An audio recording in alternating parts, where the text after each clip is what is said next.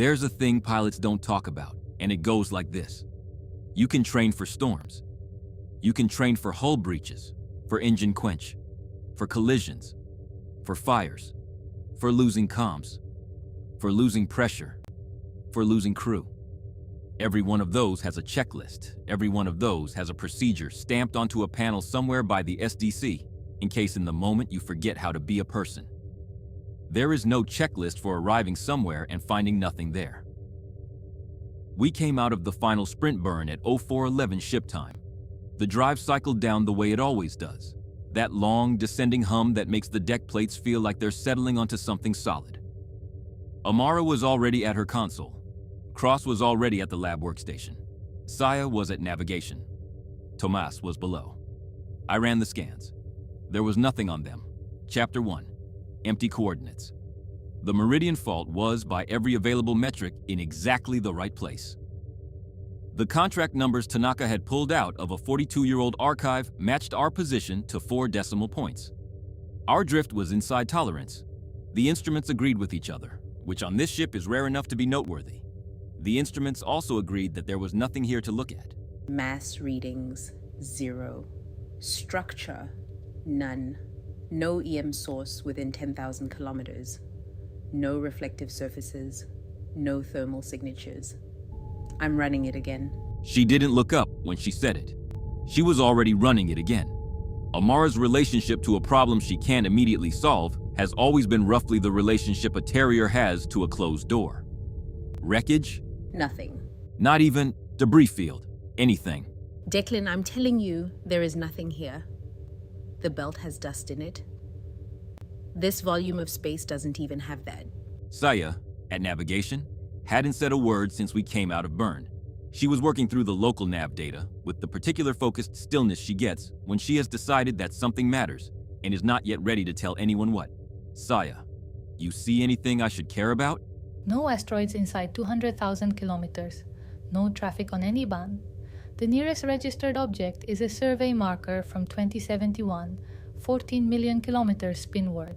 That's the closest thing to company we have. That's a lonely number. Yes. I heard the airlock cycle behind me.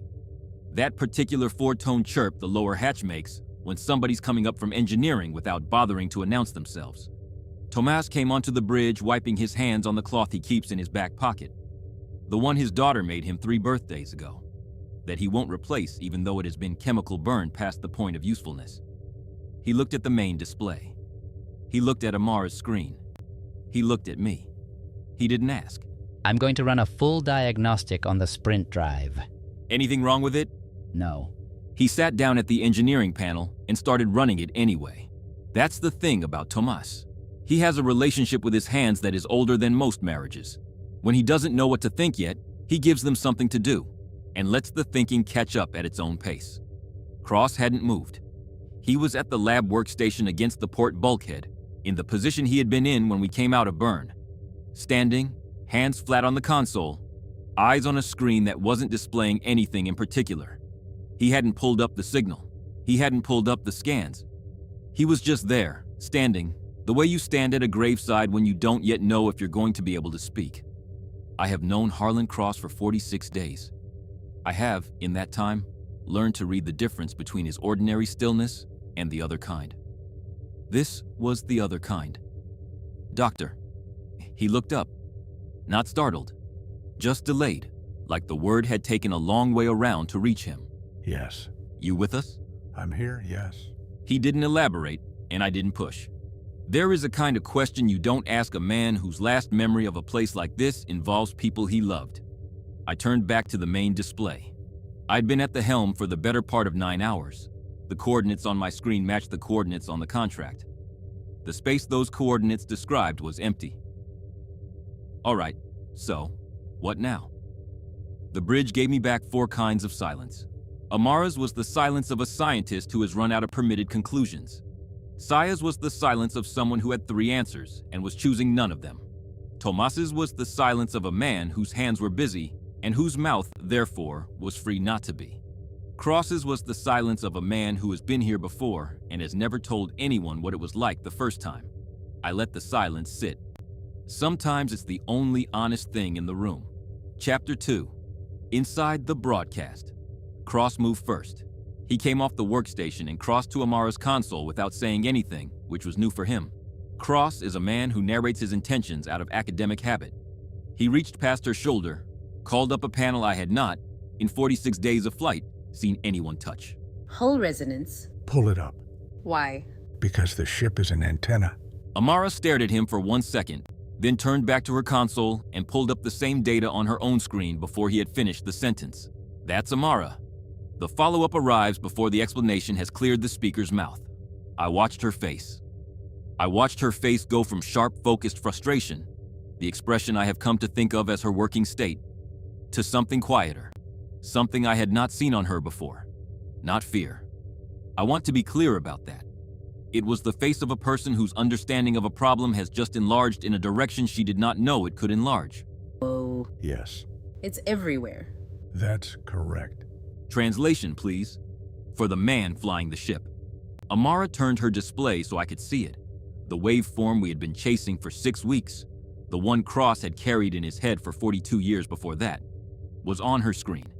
But it wasn't the thin, barely extracted thread we had been pulling out of background noise across 3 star survey records and a half-dozen instrument logs. It was the loudest thing on the panel. It's not coming from in front of us. It's not coming from behind us. It's not coming from any direction. The hull sensors are picking it up on every axis simultaneously at the same amplitude, at the same phase relationship. We are inside it. We have been inside it since we came out of burn. The signal isn't a beacon, it's a volume. A volume. A region of space that is being broadcast into. We crossed the boundary. We didn't notice because there was nothing to notice. The broadcast is just present. I looked at Cross. He was looking at Amara's screen the way you look at an old photograph. Not surprised, not confirmed, just recognized. This is what we found. In 63, this is the first thing we found.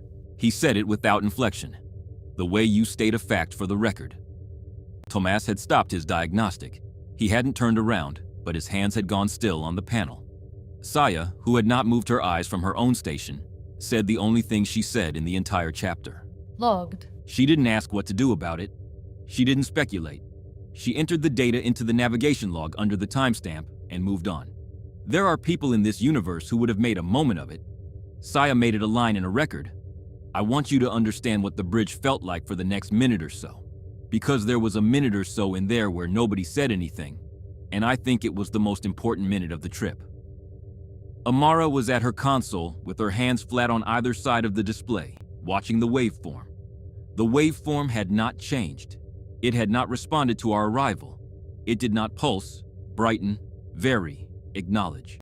It was the same broadcast we had pulled out of a 2063 telemetry log, the same one we had pulled out of a 2089 deep space survey, the same one Amara had clipped from a 21CO3 instrument anomaly.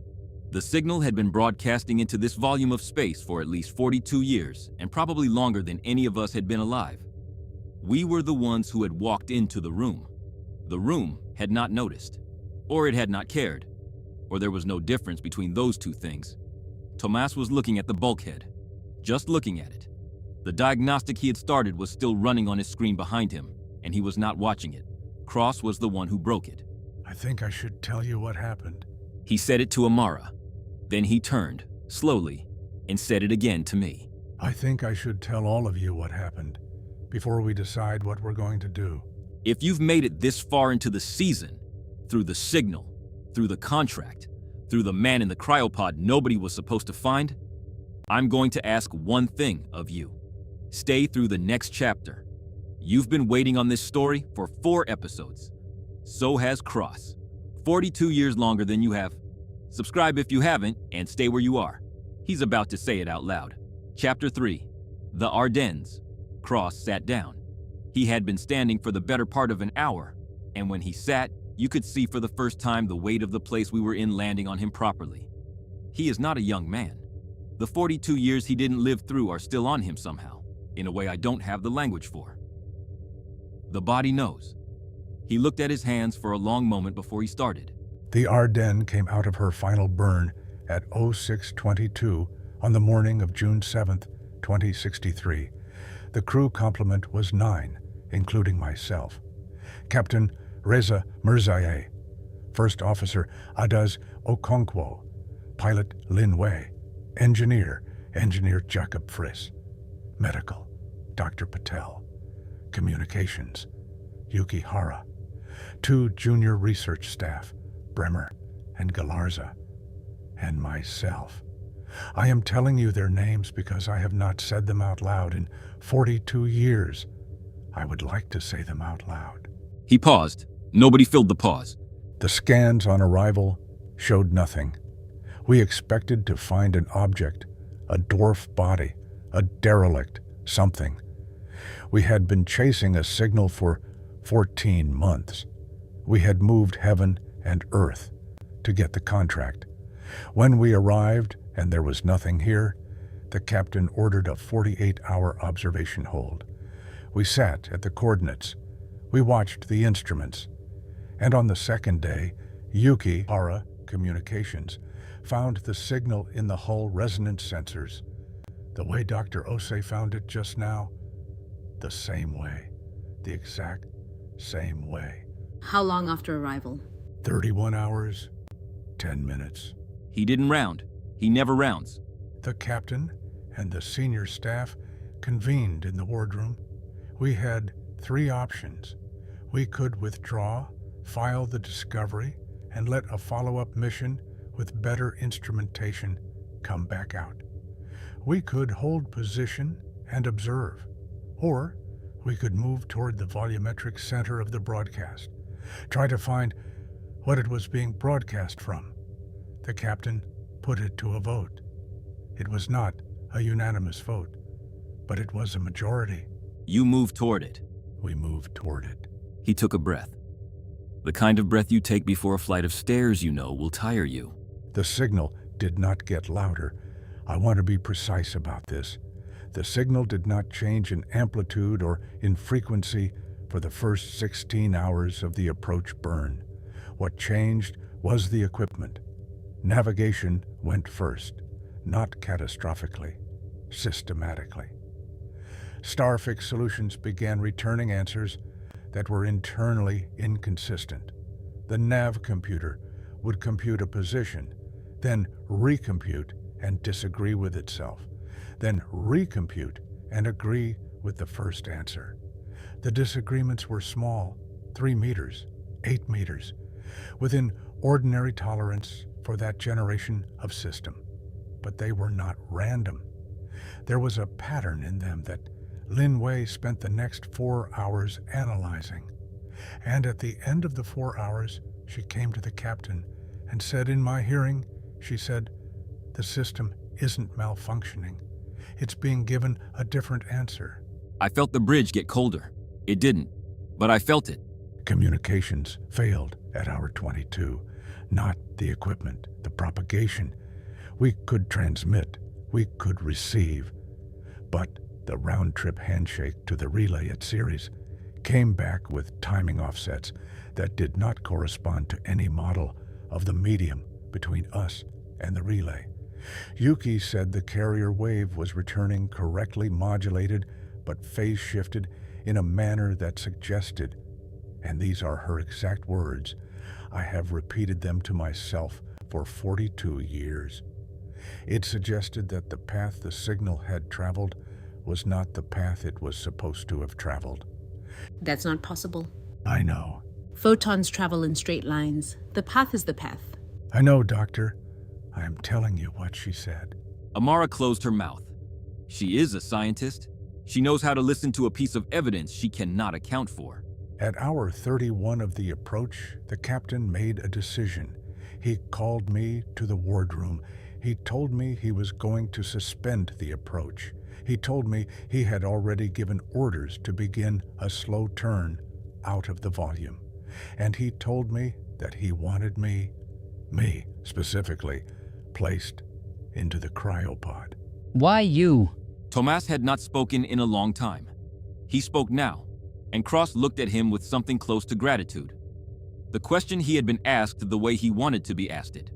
Direct, No apology around it. Because I had spent the previous 14 months building the model of what this signal was. Because the ship's recording systems were beginning to show the same kind of inconsistencies the nav system was showing. Because if the worst happened, if the crew was lost, if the ship was lost, if the data was lost, the captain wanted a witness, a scientific witness, someone who had carried the model in his head before he went under, and who could tell whoever found him what we had been doing. He told me, and these were his exact words, "Harlan, I am putting you in the box because I do not trust the box to remember." He put a hand on my shoulder. He told me he would wake me up in 3 weeks. He ordered me into the pod. I went into the pod. Cross stopped.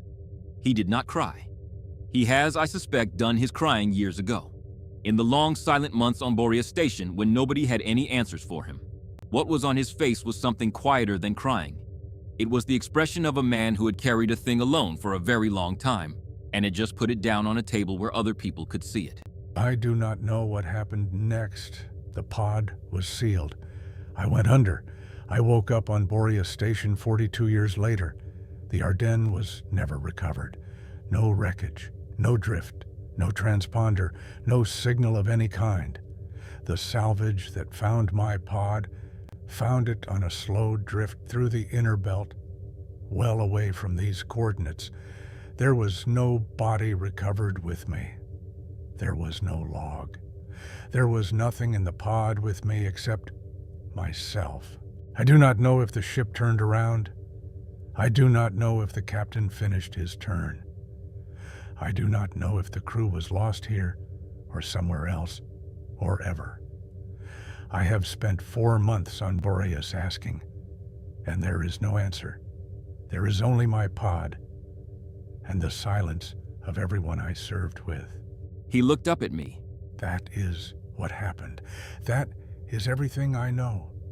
I am telling you because you are about to make a decision, Captain, and you should make it with that information in front of you. He had never called me Captain before. He used my first name.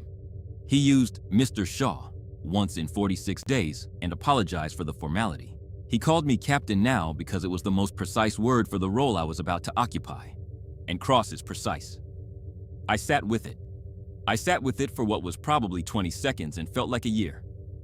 Amara had her hand over her mouth. Not theatrical, just placed there, the way people put a hand on a wound before they know how bad it is. Tomas was looking at Cross with the focused, complete attention he gives to things he has decided are important. Saya was watching me, not Cross. Me. She has the operator's instinct of looking at the person who is about to give the order, not the person who has just given the speech. I thought about my father. I'm going to be honest with you. I don't know why I thought about my father in that moment, except that he had spent a career on a hull design that he had loved, and that had been taken from him. And he had not been the one to decide when to walk away from it. Other people had decided. He had carried it the rest of his life. I thought, I'm not going to be that. I thought, also, I might be exactly that. Chapter 4. One sprint. I stood up from the helm. I have been on this ship for 6 years. I have stood up from that seat thousands of times. I had never before that moment noticed how it sounds when the chair releases. All right, here's what we're doing. 4 faces turned toward me. I want you to understand. Nobody flinched. Nobody tensed. They had been waiting for me to say it, and when I started saying it, they simply listened, the way crew listen when the captain is about to give them something to do. One sprint. Short burn. 90 minutes at 15% of peak thrust.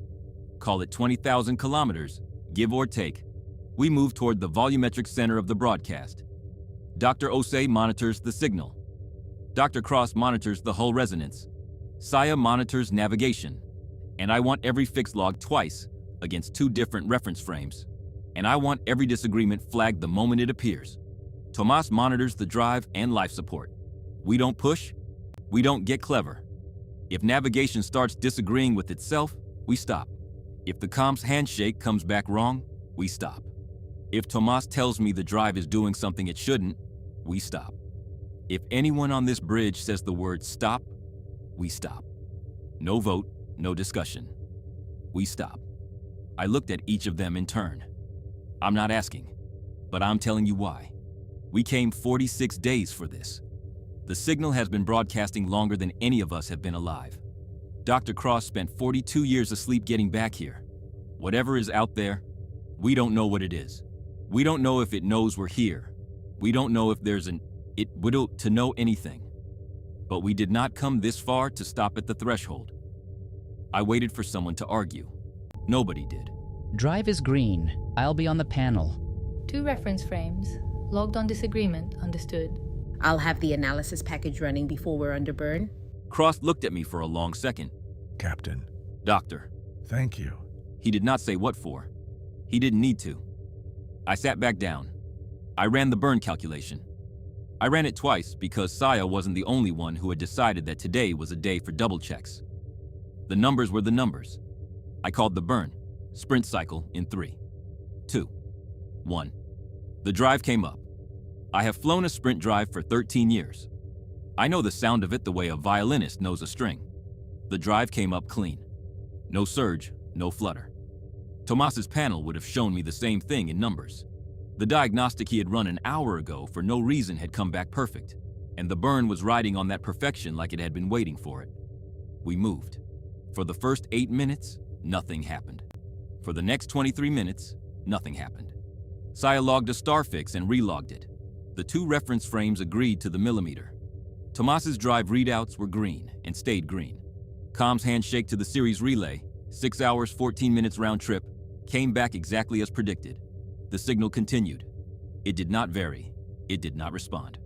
At 47 minutes into the burn, Amara said one word. Wait. She did not lift her head from the console. She said the word, and then she said nothing else, and she ran something on her screen that I could not see from the helm. Then she ran it again. Cross was already moving. He came across the bridge to her station without being asked. He put one hand on the back of her chair and looked at the screen over her shoulder. He did not ask her what she saw. He looked at the screen and his face did the thing his face does when he has confirmed something before anyone else has put it into words. He has, I think, the most disciplined face I have ever seen on a man. Confirmed. I haven't asked you yet. I know, but you were going to. Confirmed. The frequency has shifted. I throttled the burn back. Not all the way. Half. The fault began to coast. How much? 142 hertz. Across the entire volume. Not local to us, not directional. The whole broadcast has shifted by 142 hertz simultaneously within the last 6 minutes. That's outside what you were modeling. That's outside what anyone has modeled. Every recorded instance of this signal, 63, 89, 20, 03, has been identical to within instrument error. Identical. The signal has not varied for 42 years. It just varied. Dr. Cross. Yes. In 63, did the signal ever shift? No. Not once. Not once. The bridge sat with that. I did not throttle the burn back further. I did not push it forward. I held the fault at half thrust on a slow approach and watched the panel and let the people on my bridge do the jobs I had asked them to do. Saya's voice came up from navigation. Quiet. Both reference frames agreeing. No disagreement. Position nominal. Drive is steady. Comms handshake clean. Life support nominal. I logged it. Whatever was happening, it was not happening to our ship. It was happening to the broadcast. It was happening because of us, or it was happening alongside us, or it was happening for reasons that would not fit inside any sentence with the word because in it. I held the burn. I held it for another 11 minutes. Then I cut the drive, and the fault coasted, and I sat at the helm and watched the velocity decay. And the signal kept doing what it was now doing, which was being different. Chapter 5. Threshold. I want to tell you something honest before this episode ends. I have, in my life, flown into things I was afraid of. I have flown into a Mars dust storm at the wrong end of a fuel curve. I have flown into the upper atmosphere of Jupiter on a recovery contract that I was not, professionally speaking, qualified to fly. I have flown into a belt yard with 2 SDC frigates on an intercept course and talked my way out the other side using only my smile and a falsified manifest. I am not telling you these things to brag.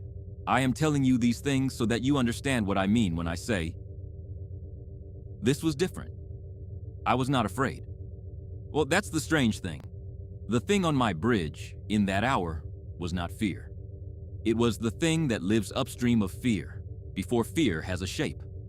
It was the recognition that I was looking at a piece of the universe I did not have the vocabulary for, and that the piece of the universe was, possibly, looking back.